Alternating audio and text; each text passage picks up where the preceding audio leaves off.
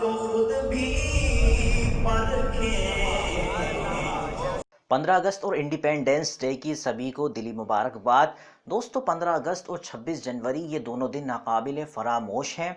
जब ये दिन आते हैं तो हम अपनी तारीख, अपना इतिहास दोहराते हैं कि हिंदुस्तान में अंग्रेज़ सिर्फ ताजरों की हैसियत से आए थे, केवल व्यापारियों की हैसियत से आए थे। सन 1600 ईस्वी में ईस्ट इंडिया के नाम से इनकी कोठियाँ बनी थीं। धीरे धीरे इनका असर व रसूख, इनका प्रभाव बढ़ता गया। खतरे को भांपकर देश का पहला मुजाहिद, देश का पहला क्रांतिकारी सिराजुद्दौला उठा और 7 समंदर पार से आने वाले उन दुश्मनों से लड़ते हुए 29 जून सन 1757 ईस्वी को शहीद हुआ।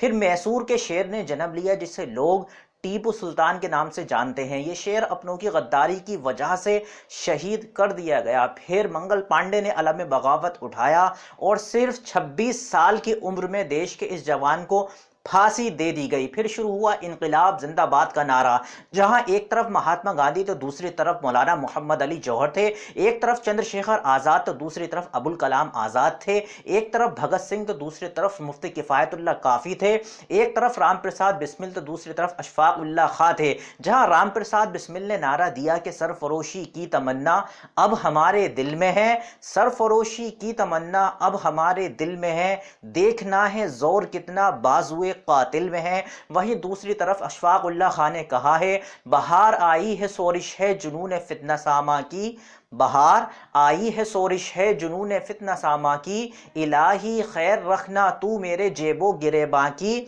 सभी सामान इज्जत थे मज़े से अपनी कटती थी, वतन के इश्क ने हमको हवा दिखलाई जिंदा की। दोस्तों, इसके बाद शुरू होता है हिंदुस्तान के अंदर आज़ादी का दौर, क्रांति का दौर, आज़ादी की क्रांति का दौर, जहां पर लाखों माओ ने अपने बेटों को खोया, हजारों लाखों सुहागनों के सुहाग उजड़े, हजारों लाखों बच्चे यतीम हुए, लेकिन उनकी ये कुर्बानियां जाए नहीं गई। जब हिंदू मुसलमानों की एकता ने एकदम पकड़ा, जब हिंदू मुसलमान की एकता आगे बढ़कर आई और देश की तमाम कौमें, मुल्क की तमाम कौमें एक होकर सामने आई, अंग्रेजों के सामना करने के लिए आई, तब अंग्रेजों को लगने लगा, ब्रिटिश साम्राज्य को लगने लगा कि अब हमारा हिंदुस्तान में रहना मुश्किल हो गया है, क्योंकि अब जिनके अंदर हम फूट डालते थे, जिनके फूट डालकर हम राजनीति, अपनी दुकानें चलाते थे, शासन करते थे, वही अब आपस में एक हो गए हैं। जब 1942 से उन्हें लगने लगा कि अब हमारा हिंदुस्तान के अंदर शासन करना बहुत ज़्यादा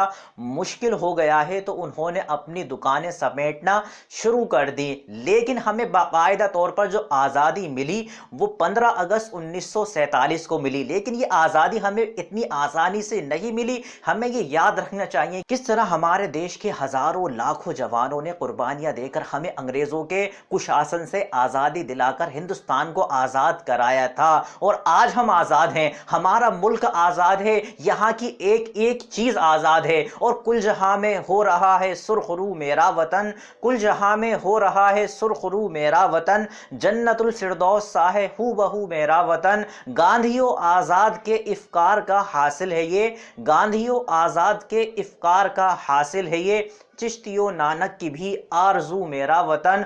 फख्र करता है ये भारत बिस्मिलो अशफाक पर, जिनके दम से आज भी है सुरखरू मेरा वतन। दोस्तों, आज हिंदुस्तान को आज़ाद हुए 70-73 साल हो चुके हैं, लेकिन क्या आपने कभी गौर किया कि हिंदुस्तान के अंदर, हमारे हिंदुस्तान के जो शहीद थे, जिन्होंने शहीद होकर हमें आज़ादी दिलाई, हमारे देश के शहीदों ने जो हमें आज़ादी दिलाई थी, उन्होंने क्या ख्वाब देखा था हिंदुस्तान के लिए, आज़ाद हिंदुस्तान के लिए उन्होंने जो ख्वाब देखे थे हमारे देश के शहीदों और बुजुर्गों ने, क्या वो आज हमें सच होते हुए नजर आते हैं? क्या हिंदुस्तान ने इतनी वाकई इतनी तरक्की की है? जो ख्वाब उन्होंने देखे थे, जो एकता का ख्वाब उन्होंने देखा था, हिंदू भाईचारा, हिंदू मुस्लिम एकता का ख्वाब उन्होंने देखा था, क्या वो सच में आज हमें पूरा होता हुआ नजर आता है? हाँ, विकास तो हो रहा है, लेकिन अगर मैं अपनी बात करूं तो विकास कैसा मुझे दिखाई देता है? मुझे विकास होता हुआ नजर आता है, विकास हो रहा है, लेकिन पूंजीवादियों का घट रही है, लेकिन शिक्षा की तरफ बढ़ रहे हैं, लेकिन अपराध। तो क्या यही ख्वाब हमारे मुल्क के जवान शहीदों ने देखा था, जो इन्होंने अपना बलिदान देकर हमें आज़ादी दिलाई थी? क्या उन्होंने यही ख्वाब देखा था? आज हमें हिंदुस्तान के अंदर वो हालात नज़र आते हैं, वो पॉलिसी नज़र आती है राजनीति के अंदर हिंदुस्तान की, जो अंग्रेज़ों के पास सबसे बड़ा हथियार थी हिंदुस्तान पर राज करने के लिए, फूट डालो और राजनीति करो। वही आज हमें पॉलिसी हिंदुस्तान की राजनीति में नजर आती है।